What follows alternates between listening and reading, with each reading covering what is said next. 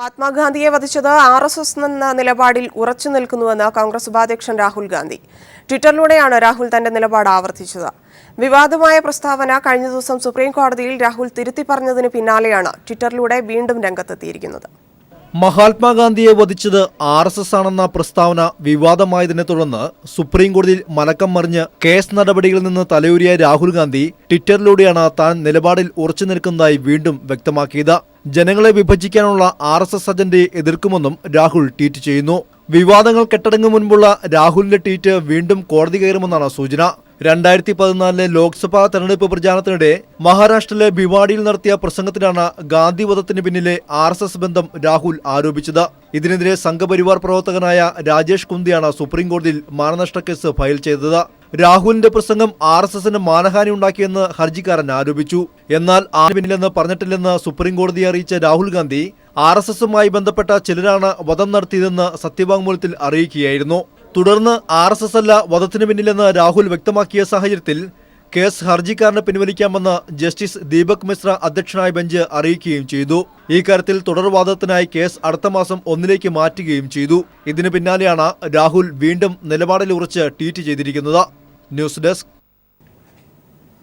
സർക്കാർ ഉത്തരവിനെതിരെ സ്വാശ്രയ മാനേജ്മെന്റുകൾ സമർപ്പിച്ച ഹർജിയിൽ വാദം കേൾക്കുന്നതിൽ നിന്ന് ഹൈക്കോടതി ഡിവിഷൻ ബെഞ്ച് ഒഴിവായി. Justice PR Ramachandra Menon, justice Anil K Narendran എന്നിവരടങ്ങുന്ന ബെഞ്ചാണ് കേസ് കേൾക്കുന്നതിൽ നിന്ന് ഒഴിവായത്. മറ്റൊരു ബെഞ്ച് നാളെ കേസ് പരിഗണിക്കും. Justice K Surendramohan, justice Mary Joseph എന്നിവരടങ്ങുന്ന ഡിവിഷൻ ബെഞ്ചാണ് ഇനി കേസ് പരിഗണിക്കുക. ഇതിനിടെ സർക്കാർ ഉത്തരവിനെതിരെ ഹർജിയുമായി കൂടുതൽ മാനേജ്മെന്റുകൾ ഹൈക്കോടതിയെ സമീപിച്ചു. MES, കരുണ എന്നീ മാനേജ്മെന്റുകളാണ് പുതുതായി ഹർജികൾ സമർപ്പിച്ചത്. People exclusive. സംസ്ഥാനത്ത് സ്വാശ്രയ നഴ്സിംഗ് കോളേജുകളിലും മാനേജ്മെന്റുകളുടെ ഫീസ് കൊള്ള. 50% സർക്കാർ മെറിറ്റ് സീറ്റുകളിലാണ് മാനേജ്മെന്റ് സീറ്റുകളിലെ തുക കോളേജുകൾ ഈടാക്കുന്നത്. 70,000 രൂപ ഫീസ് വാങ്ങേണ്ടിടത്ത് ഒരു കുട്ടിയിൽ നിന്ന് ഈടാക്കുന്നത് 1.25 ലക്ഷം രൂപയോളമാണ്. നിർധനരായ കുട്ടികൾക്ക് ഇത് വലിയ തിരിച്ചടിയാകും. സംസ്ഥാനത്തെ സ്വാശ്രയ നഴ്സിംഗ് പാരാമെഡിക്കൽ കോഴ്സുകളിൽ 50% സർക്കാർ മെറിറ്റ് സീറ്റുകളാണ്. എന്നാൽ ഈ മെറിറ്റ് സീറ്റുകളിലേക്കാണ് മാനേജ്മെന്റുകൾ ഫീസ് കൊള്ള നടത്തുന്നത്. BSc നഴ്സിംഗിന് ഒരു വിദ്യാർത്ഥിയിൽ നിന്നും 55,000 രൂപ ഫീസും 15,000 രൂപ സ്പെഷ്യൽ ഫീസും അടക്കം 70,000 രൂപ വാങ്ങാനാണ് പ്രോസ്പെക്ടസിൽ നിർദ്ദേശിക്കുന്നത്. എന്നാൽ clinical fees, van fees, PTA fund എന്നിങ്ങനെ പല പേരുകളിലായി ആകെ 1,10,000 രൂപയോളമാണ് ഒരു വിദ്യാർത്ഥിയിൽ നിന്നും ഈടാക്കുന്നത്. ഇത് കോളേജുകൾ അനുസരിച്ച് കൂടുകയും കുറയുകയും ചെയ്യും. ഇതോടെ മാനേജ്മെന്റ് സീറ്റിലും മെറിറ്റ് സീറ്റിലും ഒരേ ഫീസാണ് വിദ്യാർത്ഥികളിൽ നിന്നും ഈടാക്കുന്നത്. 90% മുകളിൽ മാർക്ക് വാങ്ങുന്ന സർക്കാർ കോളേജുകളിൽ പ്രവേശനം ലഭിക്കാത്ത കുട്ടികളാണ് ഇത്തരത്തിൽ സ്വാശ്രയ കോളേജുകളിൽ എത്തുന്നത്. എന്നാൽ വലിയ തോതിലുള്ള ചൂഷണമാണ് ഈ മേഖലയിൽ നടക്കുന്നതെന്ന് രക്ഷകർത്താവായ ഷാജി തോമസ് തന്നെ പറയുന്നു. ഇവർ ഓരോരുത്തരും 70,000 രൂപ ഫീസിന് പുറമെ PTA ഫണ്ട്, അതുപോലെ ക്ലിനിക്കൽ ചാർജ്, അങ്ങനെ പല പേരുകളിലായി ഏതാണ്ട് 1.25 ലക്ഷം രൂപയ്ക്ക് മുകളിൽ ഓരോ വർഷവും നേടിയെടുക്കുകയാണ് ചെയ്യുന്നത്. ഓരോ വർഷവും കുട്ടികൾ ഈടാക്കുന്നുണ്ട്. ഈ അനീതിക്കെതിരെ പോരാടുന്നതിന് വേണ്ടിയിട്ട് ഈ നാട്ടിലെ ആരും തയ്യാറാവുന്നില്ല എന്നുള്ളതാണ് ഏറ്റവും ഖേദകരമായ കാര്യം. സർക്കാർ കോളേജുകളിൽ 20,000 രൂപയാണ് BSc നഴ്സിംഗിന്റെ ഫീസ്. അയൽ സംസ്ഥാനങ്ങളിലാകട്ടെ 80% മുകളിൽ മാർക്ക് വാങ്ങിയവർക്ക് 22,500 രൂപയും. ഈ സാഹചര്യത്തിലാണ് സംസ്ഥാനത്തെ സ്വാശ്രയ നഴ്സിംഗ് കോളേജുകളിലെ മെറിറ്റ് സീറ്റിൽ മാനേജ്മെന്റുകൾ തീവെട്ടിക്കൊള്ള നടത്തുന്നത്. ന്യൂനപക്ഷ സംവരണം പോലും ഇവിടങ്ങളിൽ പ്രവേശനത്തിൽ അട്ടിമറിക്കപ്പെടുന്നു എന്നതാണ് വസ്തുത. S. ഷീജ, തിരുവനന്തപുരം. സർക്കാരിനെ വെല്ലുവിളിച്ചുകൊണ്ട് സ്വന്തം നിലയിൽ പ്രവേശന നടപടികളുമായി മെഡിക്കൽ മാനേജ്മെന്റുകൾ മുന്നോട്ട്. ഓഗസ്റ്റ് 31-നകം അപേക്ഷ സമർപ്പിക്കണമെന്നാവശ്യപ്പെട്ട് 3 കോളേജുകളാണ് പത്രപരസ്യം നൽകിയത്. ഇതോടെ സ്വാശ്രയ മേഖലയിൽ പ്രശ്നങ്ങൾ കൂടുതൽ സങ്കീർണമാവുകയാണ്. കൊല്ലം അസീസിയ, DM വയനാട്, ഗോകുലം, അൽ അസർ, PK ദാസ് എന്നീ മെഡിക്കൽ കോളേജുകളാണ് സ്വന്തം നിലയിൽ പ്രവേശന നടപടികളുമായി മുന്നോട്ട് പോകാനായി തീരുമാനിച്ചിരിക്കുന്നത്. എല്ലാ സീറ്റിലും പ്രവേശനം നടത്താൻ സർക്കാർ തീരുമാനിച്ചതിന് തൊട്ടു പിന്നാലെയാണ് സർക്കാരിനെ വെല്ലുവിളിച്ചുകൊണ്ട് സ്വന്തം നിലയിൽ പ്രവേശനം നടത്താൻ സ്വകാര്യ മെഡിക്കൽ കോളേജുകൾ തീരുമാനിച്ചിരിക്കുന്നത്.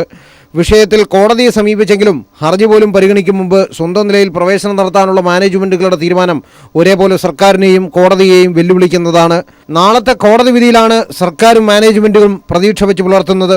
സ്വന്തം നിലയിൽ പ്രവേശനം നടത്തുമെന്ന് പറയുന്ന മെഡിക്കൽ കോളേജുകളിൽ ഫീസ് 10 ലക്ഷം മുതൽ 15 ലക്ഷം വരെയാണ്. ഫീസിലെ വ്യക്തതയില്ലായ്മ, ഓൺലൈൻ പ്രവേശനമെന്ന നിർദ്ദേശം പാലിക്കാതിരിക്കൽ എന്നീ കാരണങ്ങൾ ചൂണ്ടിക്കാട്ടി ജെയിംസ് കമ്മിറ്റി വിവിധ മാനേജ്മെന്റുകളുടെ പ്രോസ്പെക്ടസിന് അംഗീകാരം നൽകിയിട്ടില്ല. ദന്തൽ കോളേജുകളിലെ സീറ്റുകൾ കൂടി സർക്കാർ ഏറ്റെടുക്കാൻ തീരുമാനിച്ചതിനെതിരെ ദന്തൽ മാനേജ്മെന്റും കോടതിയെ സമീപിക്കാൻ പോവുകയാണ്. News bureau, Thiruvananthapuram. രോഹിത് വെമുല ദളിതൻ തന്നെയെന്നു രേഖ. പട്ടികജാതി വിഭാഗത്തിൽപ്പെടുന്ന മാല സമുദായത്തിലാണ് രോഹിത്തിന്റെ ജനനം. 2015 ഗുണ്ടൂർ തഹസിൽദാർ നൽകിയ ജാതി സർട്ടിഫിക്കറ്റിന്റെ പകർപ്പ് പീപ്പിൾ TV പുറത്തുവിട്ടു. കേന്ദ്ര സർക്കാർ നിയോഗിച്ച അലഹബാദ് ഹൈക്കോടതി മുൻ ജഡ്ജി AK രൂപാൻവാൽ UGCക്ക് സമർപ്പിച്ച റിപ്പോർട്ട് തെറ്റാണെന്ന് തെളിയിക്കുന്നതാണ് രോഹിത് വെമുലയുടെ ജാതി സർട്ടിഫിക്കറ്റ്.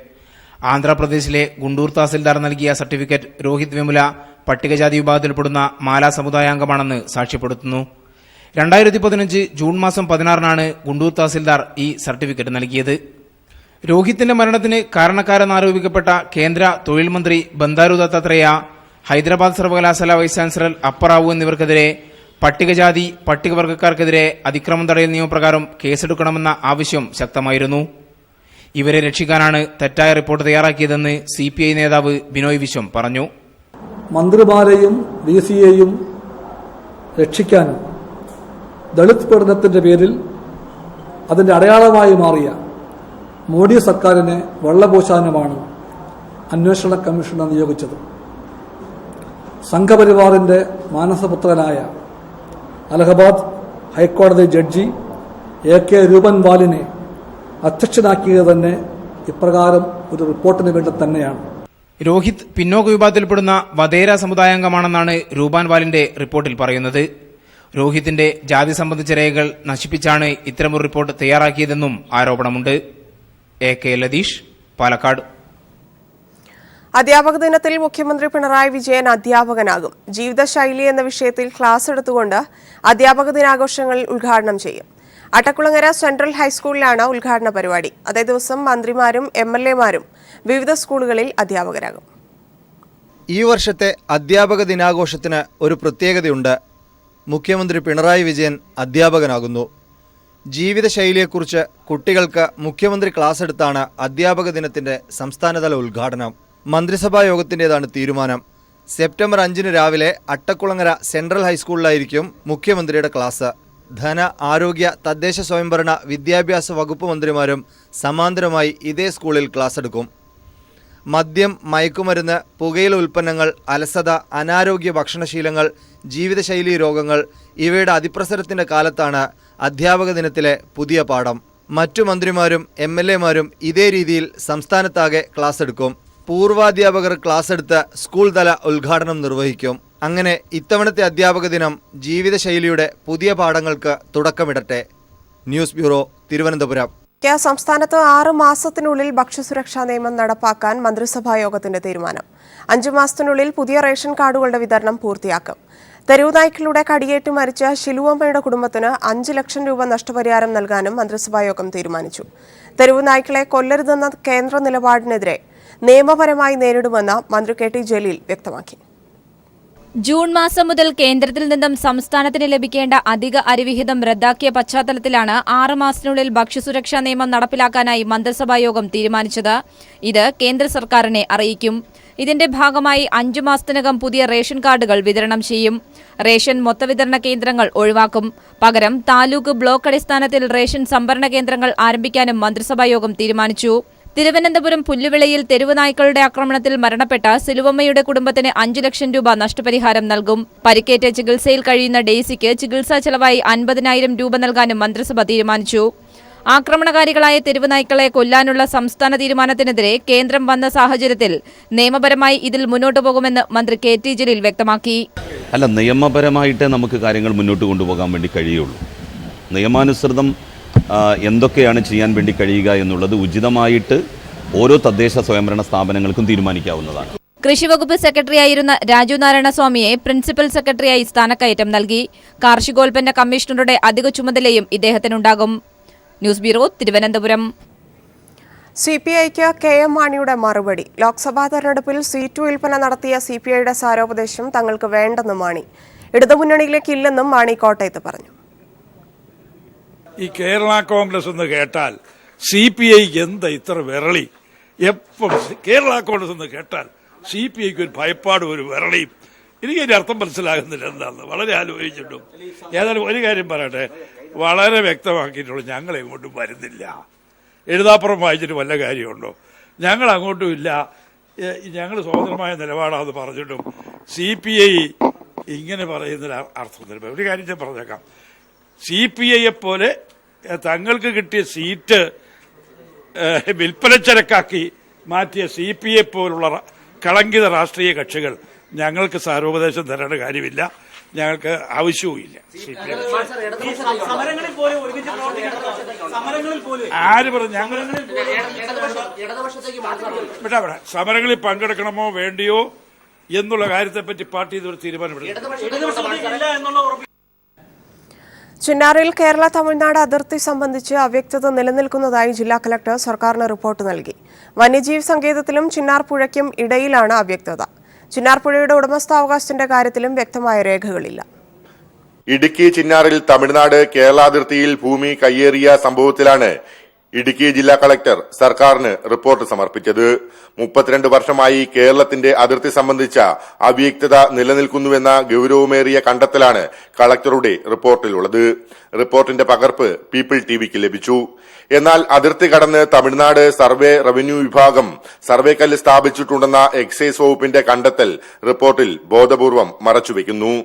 1984 വിജ്ഞാപന പ്രകാരം ചിന്നാർ വന്യജീവി സംരക്ഷണ കേന്ദ്രം രൂപീകരിച്ച ഘട്ടത്തിലാണ് 10 മീറ്റർ വീതിയിലുള്ള 18 കിലോമീറ്ററോളം ഭൂമിയുടെ കാര്യത്തിൽ അവ്യക്തത ഉണ്ടായതെന്ന് റിപ്പോർട്ടിൽ ചൂണ്ടിക്കാണിക്കുന്നു. ദേവികുളം സബ് കളക്ടറുടെ റിപ്പോർട്ടിന്റെ ചുവട് പിടിച്ചാണ് ജില്ലാ കളക്ടറും റിപ്പോർട്ട് തയ്യാറാക്കിയിരിക്കുന്നത്. റിപ്പോർട്ടിലെ പ്രധാന കണ്ടെത്തലുകൾ ഇവയാണ്. 1946 വിജ്ഞാപനത്തിൽ കേരള തമിഴ്നാട് അതിർത്തി ചിന്നാർ പുഴയെന്ന് രേഖപ്പെടുത്തിയിട്ടുണ്ടെങ്കിലും ചിന്നാർ പുഴയുടെ ഉടമസ്ഥാവകാശം ആർക്കെന്ന് രേഖപ്പെടുത്തിയിട്ടില്ല. 1984 വിജ്ഞാപനം അനുസരിച്ച് ചിന്നാർ വന്യജീവി സംരക്ഷണ കേന്ദ്രത്തിന്റെയും കേരളത്തിന്റെ അതിർത്തിയും ഒന്നല്ല. ഇവയ്ക്കിടയിലുള്ള 10 മീറ്റർ വീതിയിലുള്ള സ്ഥലം കേരളത്തിന്റെയോ തമിഴ്നാടിന്റെയോ എന്ന് വ്യക്തമല്ല. ആയതിനാൽ സംസ്ഥാനത്തിന്റെ അതിർത്തി സംബന്ധിച്ച് പുനർവിജ്ഞാപനം നടത്തണമെന്ന ഗൌരവമേറിയ ശുപാർശയാണ് കളക്ടർ സർക്കാരിന് സമർപ്പിച്ച റിപ്പോർട്ടിലുള്ളത്. പീപ്പിൾ ടിവി പുറത്തുവിട്ട വാർത്ത ശരിവെക്കുന്നതാണ് കളക്ടറുടെ റിപ്പോർട്ടും. Leslie John, Idukki. ചിന്നാറിലെ അവ്യക്തത നീക്കി കേരളത്തിന്റെ ഭൂമി തിരിച്ചുപിടിക്കുമെന്ന് റവന്യൂ വകുപ്പ് മന്ത്രി ഇ ചന്ദ്രശേഖരൻ. ഭൂമി തിരിച്ചുപിടിക്കാനുള്ള ആർജവം സർക്കാരിനുണ്ടെന്നും അദ്ദേഹം പറഞ്ഞു. അതിർത്തി സംബന്ധമായ രേഖകൾ സംബന്ധിച്ചൊക്കെ നമ്മുടെ സംസ്ഥാന പുനർവിഭജന സന്ദർഭത്തിൽ തന്നെ രേഖകളുള്ളതാണ്. അപ്പോൾ അത് സംബന്ധമായി കേരളത്തിൻ്റെതായി മാറ്റിവെക്കപ്പെട്ട ഭൂമിയിൽ 1 ഇഞ്ച് ഭൂമി പോലും നഷ്ടപ്പെടാതെ സംരക്ഷിക്കാൻ കേരളത്തിലെ റവന്യൂ വകുപ്പിന് സാധ്യമാകും. അതിൽ ഒരു സംശയവും വേണ്ട. കശ്മീരിൽ പ്രക്ഷോഭകാരികൾക്കെതിരെ പെലറ്റ് തോക്കുകൾ ഉപയോഗിക്കുന്നത് നിർത്തുമെന്ന് കേന്ദ്ര ആഭ്യന്തരമന്ത്രി രാജ്നാഥ് സിംഗ്. ബദൽ സംവിധാനം ഉടൻ തീരുമാനിക്കുമെന്നും മന്ത്രി വ്യക്തമാക്കി. കശ്മീരിലേക്ക് സർവകക്ഷി സംഘത്തെ അയക്കുമെന്നും 2 ദിവസത്തെ സന്ദർശനത്തിന് ശേഷം രാജ്നാഥ് സിംഗ് പറഞ്ഞു. വിഘടനവാദികൾ കുഞ്ഞുങ്ങളെ കവചമാക്കി ആക്രമണം നടത്തുകയാണെന്നും വെറും 5% മാത്രമാണ് ആക്രമണത്തിന് പിന്നിലെന്നും രാജ്നാഥ് സിംഗിനൊപ്പം വാർത്താസമ്മേളനത്തിൽ പങ്കെടുത്ത മുഖ്യമന്ത്രി മെഹബൂബ മുഫ്തിയും പറഞ്ഞു. സംഘർഷത്തിന്റെ പശ്ചാത്തലത്തിൽ 2 ദിവസ സന്ദർശനം ആഭ്യന്തരമന്ത്രി രാജ്നാഥ് സിംഗ് കാശ്മീരിൽ പൂർത്തിയാക്കി. ഭരണ പ്രതിപക്ഷ രാഷ്ട്രീയ പാർട്ടികൾ, വിവിധ സന്നദ്ധ സംഘടനകൾ, പൊതുജനങ്ങളുടെ സമിതി എന്നിങ്ങനെ 40ഓളം വിഭാഗങ്ങളുമായി ചർച്ച നടത്തി. മുഖ്യമന്ത്രി മെഹബൂബ മുഫ്തിയുമായി നടത്തിയ കൂടിക്കാഴ്ചയ്ക്ക് ശേഷം ഇരുവരും സംയുക്തമായി നടത്തിയ വാർത്താസമ്മേളനത്തിൽ പെലറ്റ് തോക്കുകളുടെ ഉപയോഗം നിർത്തലാക്കുമെന്നും രാജ്നാഥ് സിംഗ് അറിയിച്ചു. ബദൽ സംവിധാനം 2 ദിവസത്തിനകം തീരുമാനിക്കും. കൂടാതെ പ്രശ്നപരിഹാരത്തിനായി സർവകക്ഷി സംഘത്തെ കാശ്മീരിലേക്ക് അയക്കുമെന്നും രാജ്നാഥ് സമ്മതിച്ചു. कश्मीर में रहने वाले लोगों को ही तकलीफ नहीं होती है, बल्कि हिंदुस्तान के रहने वाले सारे लोगों को तकलीफ होती है. 4000-ഓളം സുരക്ഷാ ജീവനക്കാർക്ക് പരിക്കേറ്റു, നിരവധി പേർ മരിച്ചു. ഇതിൽ രാജ്യത്തിന് ആശങ്കയുണ്ടെന്ന് രാജ്നാഥ് പറഞ്ഞു. കാശ്മീരില്ലാത്ത ഇന്ത്യയെക്കുറിച്ച് ചിന്തിക്കാനാകില്ല. ചിലർ യുവാക്കളെ വഴിതെറ്റിക്കുകയാണ്. അതേസമയം മുഖ്യമന്ത്രി മെഹബൂബ മുഫ്തി നിലപാട് കടുപ്പിച്ചു. വെറും 5% വരുന്ന അക്രമികൾ കാശ്മീരിനെ ഹൈജാക്ക് ചെയ്തു. കുട്ടികളെ കവചമാക്കി സുരക്ഷാ സേനയെ ആക്രമിക്കുകയാണെന്നും മുഖ്യമന്ത്രി കുറ്റപ്പെടുത്തി. News bureau, Delhi. മൃഗസംരക്ഷണ വകുപ്പ് PRO ഡോക്ടർ ഡി ഷൈൻകുമാർ രചിച്ച ഹരമാകുന്ന പുതുകൃഷികൾ എന്ന പുസ്തകം തിരുവനന്തപുരത്ത് പ്രകാശനം ചെയ്തു. ധനവകുപ്പ് മന്ത്രി ഡോക്ടർ TM തോമസ് ഐസക് മൃഗസംരക്ഷണ വകുപ്പ് മന്ത്രി കെ രാജുവിന് പുസ്തകത്തിന്റെ കോപ്പി നൽകിയാണ് പ്രകാശനം നിർവഹിച്ചത്. പുതുതായി കൃഷിയിലേക്ക് ഇറങ്ങുന്ന സംരംഭകർക്കും കർഷകർക്കും ഒരുപോലെ പ്രയോജനപ്പെടുന്നതാണ് പുസ്തകം.